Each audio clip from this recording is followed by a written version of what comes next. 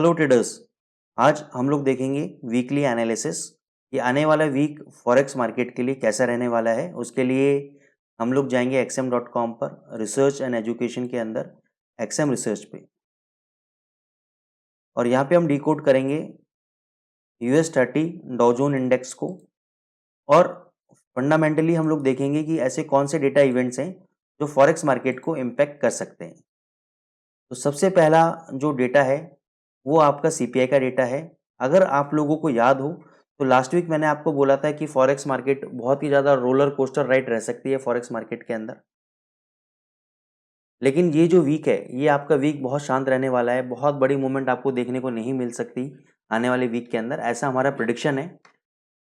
कोई 100% थ्योरी नहीं है, लेकिन ऐसा हमारा प्रिडिक्शन है। तो सबसे पहला डेटा हम लोग देखते हैं वो CPI का डेटा आएगा आपका। ट्यूसडे के दिन ये डेटा आना है। CPI का मतलब होता है कंज्यूमर प्राइस इंडेक्स।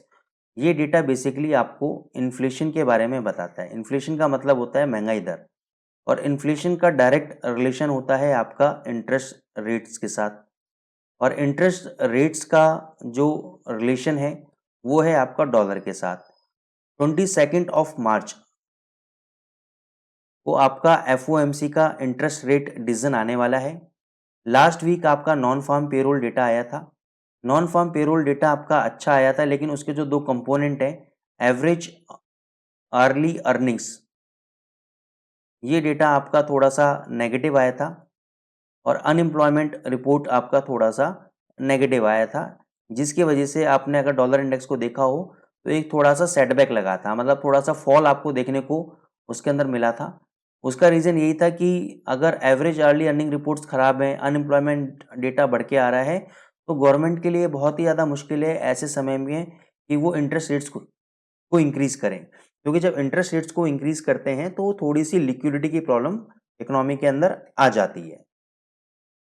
अभी गवर्नमेंट एक और डेटा को देखेगा जिसके बारे में मैं अभी आपसे बात कर रहा हूँ। ट्यूसडे को जो CPI नंबर्स है, ये क्लोजली पूरी investor community, forex community closely इस नंबर को वॉच करेगी, और इसके आउटकम पे डिपेंडेंट होगा कि जो FOMC के मेंबर्स हैं जो वोट करेंगे कि वो 25 बेसिस पॉइंट के लिए वोट करेंगे फॉर द इंक्रीज, या 50 बेसिस पॉइंट के लिए इंक्रीज करेंगे। तो अगर इन्फ्लेशन डेटा अच्छा आता है तो it is positive for the dollar as per the theory. अगर इन्फ्लेशन डेटा बेकार आता है तो it is negative for the dollar as per the theory. तो ट्यूसडे के बाद वेडनेसडे को आपका प्रोड्यूसर प्राइस इंडेक्स डेटा है आपका, along with retail sales data. तो रिटेल सेल्स डेटा भी है आपका और प्रोड्यूसर प्राइस इंडेक्स डेटा भी है। तो ये भी इन्वेस्टिंग कम्युनिटी देखेगी कि जनवरी मंथ के अंदर, क्योंकि रिटेल सेल्स डेटा जो निकला था वो अच्छा डेटा निकला था, तो just they want to see कि if this was a blip और whether consumers continued to spend in the face of rising interest rates. क्या ये एक ब्लिप था या रियली में कंज्यूमर्स मार्केट के अंदर, इकोनॉमी के अंदर खर्चा कर रहे हैं, एक्सपेंसेस कर रहे हैं, एक्सपेंडिचर कर रहे हैं। अगर फेब मंथ का डेटा अच्छा आता है रिटेल सेल्स का, which is good for the economy. उसके बाद आपका थर्सडे को डेटा आएगा यूरोपियन सेंट्रल बैंक का मॉनेटरी पॉलिसी डेटा है, और ये 90% ऑलरेडी डिस्काउंट हो चुका है मार्केट के अंदर कि जो यूरोपियन सेंट्रल बैंक है वो 50 बेसिस पॉइंट का इंक्रीज करेगा और डिपॉजिट रेट को लेकर आएगा 3.0% तक। अगर ऐसा होता है तो जितने भी यूरो के पेयर्स हैं सबको बूस्ट मिलेगा। For example euro USD, euro JPY। तो यहाँ पे मैं डिस्क्लेमर देना चाहूँगा कि मैं यहाँ पे ये रिकमेंडेशन आपको नहीं दे रहा कि इंटरेस्ट रेट्स अगर बढ़ेंगे तो यूरो के पेयर्स बढ़ेंगे। एज पर दी थ्योरी ऐसा होता आया है कि जब भी इंटरेस्ट रेट बढ़ते हैं तो लोकल जो करेंसी होती है उस कंट्री की, उस इकोनॉमी की, तो उसको एक बूस्ट मिलता है। तो अगर मैं यूरोपियन सेंट्रल बैंक की हम लोग बात कर रहे हैं तो डेफिनेटली यूरो को एक बूस्ट मिलेगा इसके अंदर।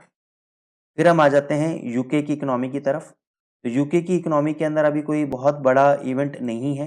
सिर्फ ट्यूसडे को आपका जनवरी एम्प्लॉयमेंट रिपोर्ट डेटा है जो बेसिकली देखा जाएगा, और एक स्प्रिंग बजट स्टेटमेंट है आपकी वेडनेसडे को, जो थोड़ा सा आपको पाउंड में इम्पैक्ट डालेगा उसके स्टेटमेंट, वहाँ के गवर्नर की स्टेटमेंट, क्योंकि अभी वहाँ के जो रिजर्व्स हैं यूके इकोनॉमी के वो उनके कोई ज़्यादा अच्छे हालात हैं नहीं, क्योंकि वहाँ पे जो शॉर्टेजेस ऑफ वर्कर्स की एक इशू चल रहा है, और जो वर्कर्स हैं वो हाईएस्ट पेमेंट्स मांग रहे हैं, तो जिससे जो गवर्नमेंट है उनके रिजर्व्स पे काफ़ी ज़्यादा प्रेशर पड़ रहा है।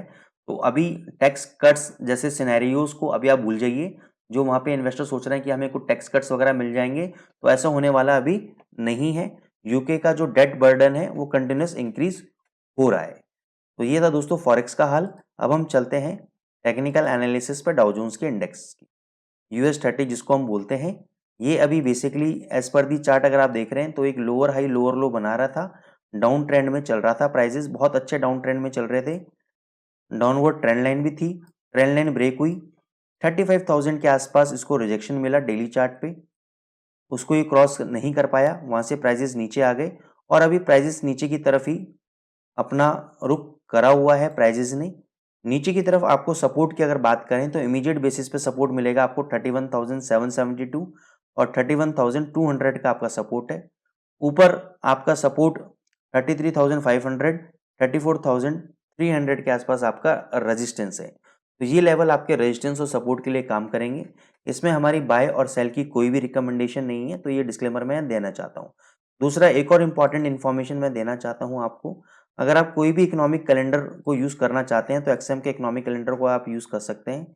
जिन लोगों के अकाउंट नहीं है वो इसमें लॉगिन करके इकोनॉमिक कैलेंडर को ओपन करेंगे तो उनको बहुत अच्छा इंटरफेस नज़र आएगा, क्योंकि इसके कुछ जो डेटा पॉइंट्स हैं वो लॉक्ड हैं, वो खाली उन्हीं लोगों के लिए खुलते हैं जिनके पास आपका लाइव अकाउंट है, क्योंकि अभी मैंने अपने लाइव अकाउंट से इसको ओपन नहीं कर रखा।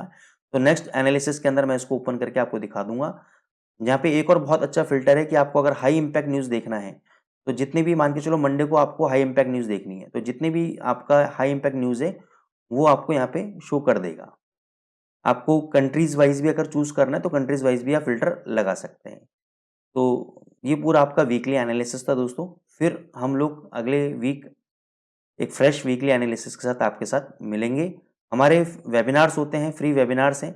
रिसर्च एंड एजुकेशन में जाएंगे आप, फॉरेक्स वेबिनार्स में जाएंगे तो हमारे फ्री वेबिनार से अगर आप स्ट्रैटेजी सीखना चाहते हैं, फॉरेक्स के बेसिक से एडवांस लेवल का कोर्स करना चाहते हैं तो मैं और मेरे कलीग मिस्टर कुणाल रिंदानी हम दोनों मिलके अपने क्लासेस लेते हैं। तो यहाँ पे आप फ्री रजिस्ट्रेशन कर सकते हैं और अपनी नॉलेज को इंक्रीज कर सकते हैं। Thank you so much.